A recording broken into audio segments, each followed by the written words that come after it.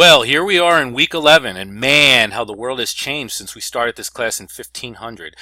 We've seen how Europe's expansion into the Atlantic, Indian, and Pacific Ocean worlds kicked off a historical process of global exchange, including the movements of animals, plants, diseases, and of course people, that over time dramatically and irreversibly transformed the entire world. And we've explored how this process of globalization, beginning in the early modern period, was inextricably driven by the interests, motives, and attitudes of European imperialism.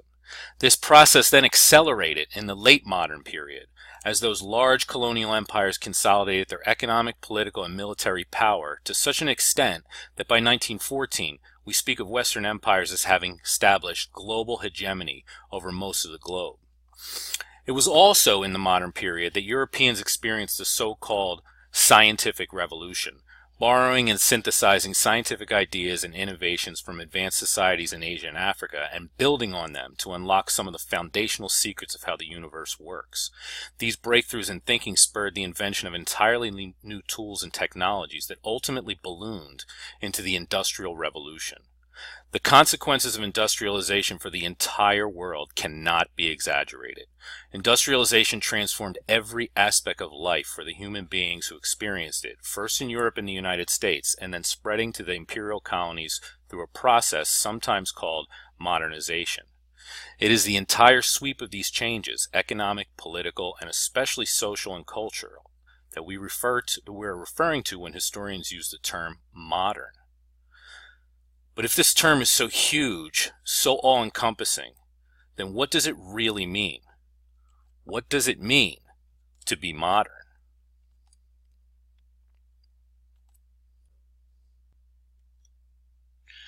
When they get together, academics use all kinds of jargon and phrases with each other to show how smart they are. One such term in history is modernity.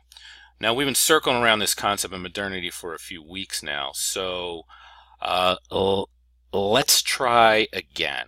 Even though academics like to throw this term around, it is definitely one of those words that's difficult to pin to a definition. You know, as a sort of an analogy, in 1964, the Supreme Court was considering the censorship of materials considered to be, quote, obscene. An associate justice, when asked to define obscenity, famously responded that he could not define it, but he knew what it was when he saw it. Similarly, everyone thinks they know what it means to be modern, but most of us have a difficult time coming up with a good definition. Modernity, we might say, is the word used to describe the condition of being modern. Yay. That's super helpful, isn't it? How about this definition from Webster's on the term modern? Here's a couple definitions. 1. Of or pertaining to present and recent time. 2. Contemporary. Both of these very useful. 3. This one might be a little more helpful for our purposes. Of or pertaining to the historical period following the Middle Ages. Okay. So, in fact, the term modern was coined in the 16th century to indicate present or recent times. There seemed to be a consciousness during the Renaissance that people were moving into something different than what came before. Something about the term seems to be very importantly focused on the development of scientific methods, which, it was believed, had removed the shroud of myth and superstition under which pre-modern people had supposedly lived. For this entire class, we've been exploring what historians have labeled the modern age. This term was introduced in the 1930s to distinguish the period between the Middle Ages and the Enlightenment. And as we've seen, world historians have a very rough argument about when modernity begins. That is, when the so-called modern age starts. Let's quickly review. They really like the year 1500 as an extremely, generalized point for the end of the so-called Middle Ages and the onset of the modern age. But what does it mean? Scholars have had a difficult time defining it, but have been much more happy to list its characteristics. And so the early modern age, or the beginning onset of the modern age, is said to be characterized by the decline of feudalism, the early capitalism, nation states, the rise of nation states, and the so-called age of discovery. And remember, this is just the beginning. These characteristics are the characteristics of so-called early modern age, from roughly 1500 to 1750. Now, of course, it's the last bit on the list there about discovery that's extremely important for history beyond Western Civ. Why is this? Because the so-called discovery by Christopher Columbus in 1492 started that process of European expansion that would transform the world and intensify and expand these initial characteristics far beyond Europe. And that's exactly what happened in the so-called late modern age, beginning roughly 1750 to, who knows, maybe the present. Let's check out some of the characteristics of this period. Nationalism, so the full blooming of nation states into an ideology of nationalism. Industrial capitalism, so early capitalism giving way to industrial capitalism. All kinds of new ideologies, new modern ideologies, all built around these changes taking place.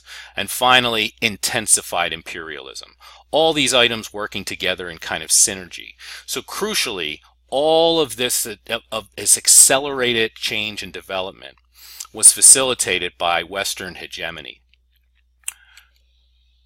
Now, modernity is a very important and valid concept. We may disagree on the precise definition of the modern age, but it's pretty clear that the world, including nearly every region of it, underwent widespread social, economic, and cultural changes beginning in the 18th and 19th centuries, and that these changes were in some significant ways the consequence of global encounters, and that these changes propelled societies and peoples in entirely new directions.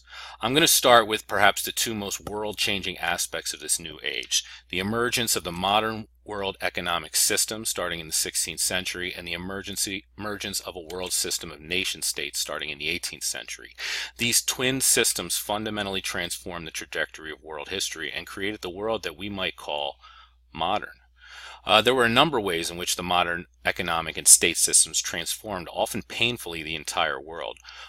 One way that the spread of the modern economic system, the process of integration and peripheralization, took place in the region was by the pull of the international market. Throughout the world, farmers, landlords, and merchants began to orient production and trade towards the international market instead of their local regional markets, where there were increasingly more profits to be made in the global market. But integration and peripheralization could not have taken place had there not been an accompanying political process that propelled the spread of the modern world economy. This political process had many dimensions. Sometimes European states used diplomatic pressure and gunboat diplomacy to open up markets and keep them open. At other times, rulers of states outside Europe actively sought to participate in the new economic order and restructured their economies to do so. A similar process encouraged the spread of the world system of nation states. Sometimes rulers and would-be rulers of states outside Europe copied European methods of governance and imposed them on their domains. They did this because those methods seemed to provide the most effective means to protect themselves and mobilize the energies of their populations. At other times, European states imposed modern state institutions through the direct colonization, occupation, or administration of non-European territories. Both took place throughout the world, and we are still living with the consequences of each. But modernity was also fundamentally a cultural phenomenon. Beginning in the 18th century, European and North American scholars came to believe that there were societies that were so-called civilized. That is, they had reached the stage of modernity, and others not yet advanced along the path to civilization. Modern societies, they believed, were those that duplicated the European experience. These societies trusted in science, not what enlightened Europeans came to call superstition. Their societies were politically secular, not based on religion. They pursued Western liberal concepts of freedom and democracy, not so-called autocratic despotism. As far as the social sciences were concerned, European societies were complex and dynamic, while the so-called traditional societies were simple and stagnant. The assumption was that the evolution of Europe was a model that could, would, and should be applied universally. They believed that there was a single path to modernity, and that every non-modern society had to tread that path. And this path they labeled with the loaded term progress. Now, it has only been relatively recently that scholars have been breaking down all of these assumptions. Some were skeptical about the fundamental beliefs guiding these ideas, like the belief that there was progress in history, or that societies evolved in the same way as biological organisms. Others pointed out that those who spoke about the scientific, secular, free nature of Western societies were hopelessly naive and idealized. To insist on the European model of progress was another example of European arrogance and narcissism, especially since most of who spoke this way had no acquaintance with the societies outside Europe and North America that they were categorizing as uncivilized.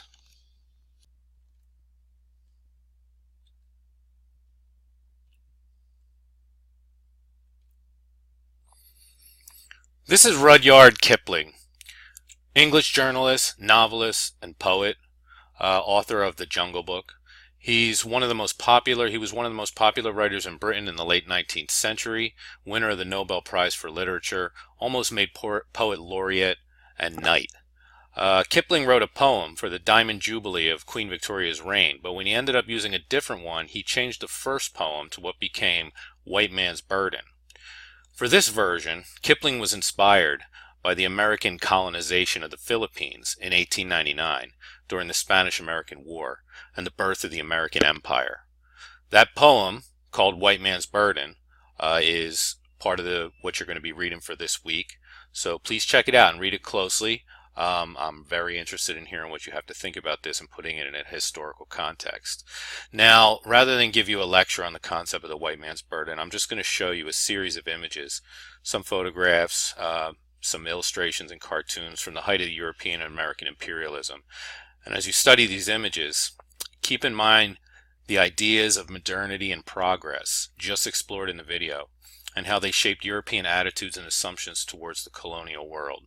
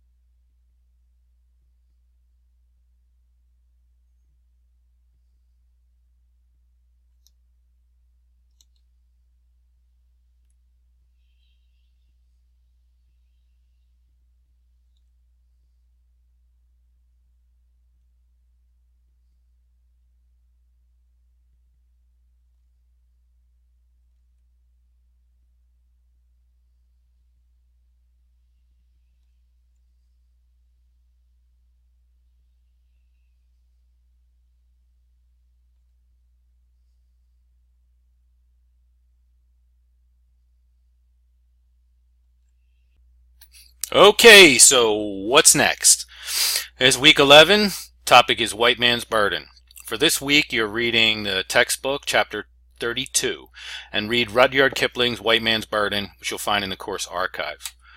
Take quiz number 6 by 11:59 p.m. on Sunday, April 7th. And I'll remind you all, just because of the point we're at in this semester, remember, there's 9 quizzes over the course of the semester. At the end of the semester, I'm dropping the lowest 3 quiz scores. So you'll be graded for the highest 6. Anyway, next this week, make sure to post your thoughts to the week 11 discussion board by Thursday and then by Sunday. And then the draft of your research paper is due Sunday, April 14th. That's in week 12. So I'm going to take a minute to just go over that. The prompt is posted. Look through it. Make sure to read it really carefully, understanding all the requirements. This is stage 4 of the research project. And sorry, that's a typo right there. That should say draft of research paper due in week 12. So this is due in week 12, April 14th. Here's the assignment. This is worth 140 points of your final grade. That's 14% of your final grade. Here's the assignment. Listen, pay close attention to everything, especially the stuff in bold and in yellow. The first draft of your research paper is due, which covers your topic up to the 20th century. That means you're covering your topic from 1500 to 1900, okay? Not the 20th century. You're saving that for the final draft. So Concentrate on that period, 1500 to 1900, in at least 2 different regions of the world. So you're all ultimately going to write about 3 regions of the world. For this paper, you have to cover at least 2, the connections between 2. This draft must have a clear and developed thesis. So be thinking about what is your argument, a coherent structure, and be supported with cited evidence, proper citations throughout your paper from the sources in your bibliography. Minimum 4 to 5 pages, and then I'll be providing extensive feedback on your draft as well as suggestions for the final paper. So let me go into a little more detail here about the requirements. Again, minimum 4 to 5 full pages. That means if you only do the bare minimum, which is 4, you have to get to the very bottom of page number 4 in your writing. Those full pages do not include the works cited page. Okay, the works cited page is separate. So 4 to 5 full pages of writing, not including the works cited page. You must properly cite in your paper the following. So your paper must make use of the following sources. 1, the textbook. That's one of your key secondary sources, and you have to use it and cite it in your paper. Also, the Nun and Kian article, that article on Columbian Exchange that you all read, and that's useful to any of your papers no matter what you're writing about. That must be one of the sources in this draft. Finally, at least 3 additional sources from your annotated bibliography. Let me stress a couple things. What's important here? Your paper must be based on the final approved prospectus and bibliography. So if you submitted it, you got a bunch of feedback from me. That feedback and a grade indicates that it's been approved. And so the sources, the 3 sources that you're going to use, the textbook and the Nun and Kian article, come from that annotated bibliography. That being said, you may include additional news sources that you find in your research, but the required 5 for this draft must come from your approved bibliography. So please keep that in mind. Okay, we're doing this in stages. This is a process you're going through. You can't suddenly change your topic. You can't change your regional zones at this point, and you can't change the approved sources that are in your annotated bibliography.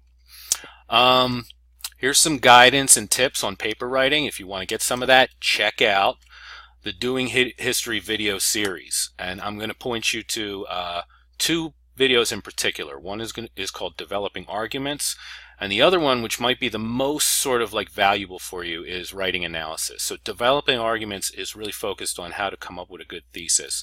Writing Analysis is a kind of a more comprehensive look at how to put together an entire paper. They're both fairly short. The Writing Analysis one I think is 20 minutes long, and those will be posted in the week 11 module. So make sure to check that out if you want any advice and tips. And that's it. I hope you all have an awesome week, and I will be seeing you around on the discussion boards. And let me know if you have any questions, concerns. Email me directly, post to the discussion boards, and have an awesome week.